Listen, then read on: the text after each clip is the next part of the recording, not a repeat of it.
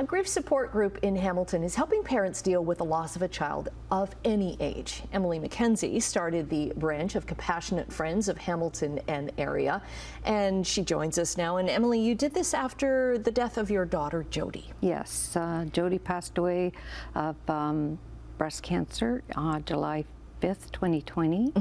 She was diagnosed in 2016, and she did very well, but it came back on her brain and traveled through her body, and she passed away in July. So after that, I searched out grief support, and I joined the Bereaved Families of Ontario, which is excellent, but it's 10 weeks and then you're done. And then you're done, and your grieving isn't done yet. Exactly. So there was really no other place to go. One of the moms in the group, which was actually my niece, she suggested it would be nice to have a Compassionate Friends in Hamilton. The closest chapter is Kitchener-Waterloo.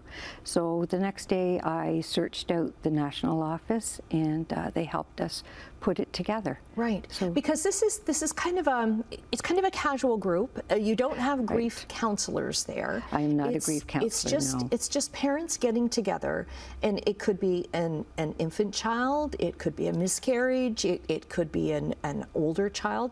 It's just talking and sharing experiences. Exactly, and we find that parents, when they get together with other parents, we understand and they share, and it helps them to feel like they're not alone. Right. And that's what it's about. You meet the second Thursday of every month. Yes. And so that's tomorrow night. You meet at Emmanuel Church on Upper Ottawa in Hamilton. Correct. You say it's not even though you're in a church, it's not a religious affiliation, so everyone is welcome. Exactly, yes.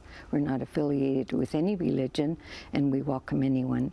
And you're right about the death of a child through any cause and any age. And you can just come to the meeting and share your story. Yeah, and it must be comforting to not have to explain to another group of people why your child isn't with you anymore, and you know, and just I'm sure there's a lot of shared experience. Exactly, yes. I'm a facilitator along with another mom, and we alternate, and we start off the meeting, and we ask that if you wish to share, you can share your story, and we find most parents do share their story, so we go around the room, and that way they know that it's, you know, a story they just heard is very similar to theirs. Yeah, yeah. So they sometimes even gravitate to another parent because that parent has suffered the same loss. Right, right. And it's not a commitment, because it's a drop-in program. Exactly. And of course it's free.